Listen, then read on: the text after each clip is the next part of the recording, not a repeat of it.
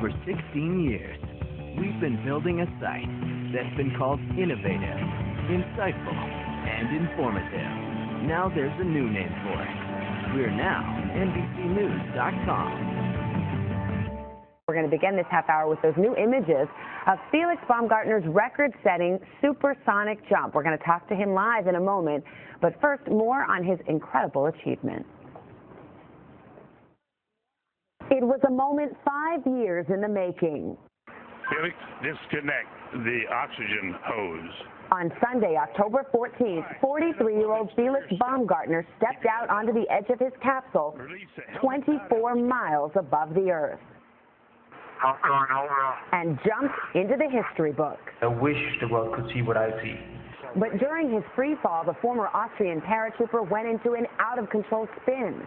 Speed 729. For the millions watching live online and on TV, Felix was just a speeding white dot.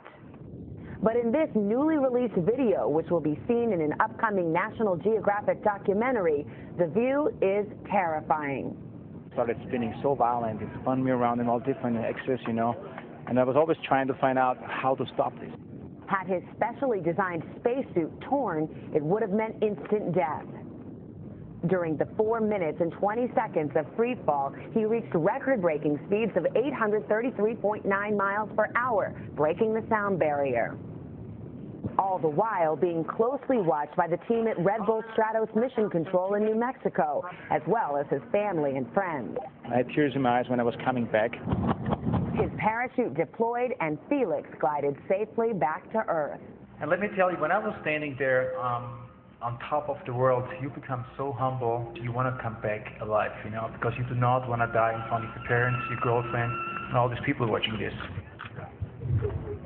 And Felix Baumgartner is with us exclusively. Good morning to you. Good morning. Can you believe you did that? Well, it's still hard to understand what happened, but slowly it's coming. It's starting to sink in a little bit. What's it like to watch that video now? It's kind of interesting, because it represents exactly what I thought it's going to happen, because I've been told that I'm going to spin. There's no way to not spin. And the problem is you have to find a solution how to stop this spin, because you cannot practice for supersonic speed. You either go for it or you don't. And by the time when you step off, you have about 40 seconds to find out how to stop that spin. Well, I want to talk about the spin, but first let's talk about the ascent, and also when you stepped off to do the jump. What is going through your mind? Was there ever a moment when you thought, why am I doing this? Did you ever lose your nerve? Be honest. No, honestly no, because I've been thinking about this for so many years. We have been practicing for this for 5 years, and in my mind, I did that jump many times. So by the time when I was sitting in that capsule, or when I came out of that trailer, I was ready to go.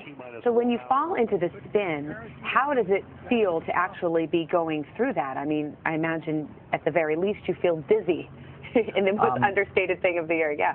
Of course, when you spin so violent, it's what we call the rapid onset. All your blood goes into your brain, and there's a lot of pressure, of course, and I had to maintain conscious, because I needed to stop this spin, and I did. I had to use up all my driving skills to perform well in those 4 minutes and 20 seconds. Sounds like a crazy question, but did you eat anything for breakfast? How did you keep it together as you're falling like that? I had 2 special made shakes to provide all the protein and that I need, because you have to spend almost 6 hours in that suit. By the time when you close your visor, it takes about 6 hours later until you open that visor. You can only sip drinks, but you cannot eat. Is it all a blur when you're falling that fast at speeds of over 833 miles an hour? Actually, no, but I had an incredible view when I was standing on top of the world, but at the same time you realize everything around is hostile, and I thought I have the privilege to stand there. Nobody else was there before, and when you step off, you're on the way. Did you enjoy it at all? Honestly, no. This is work, this is hard work, and later on when my parachute opened, this was the first moment where I enjoyed it a lot, because I knew it's over and I'm alive. It's a good view from there, too. So are you hanging up your parachute? Are you retired now? Well, I'm officially retired from the Daredevil business. You are? Yeah. You've had enough?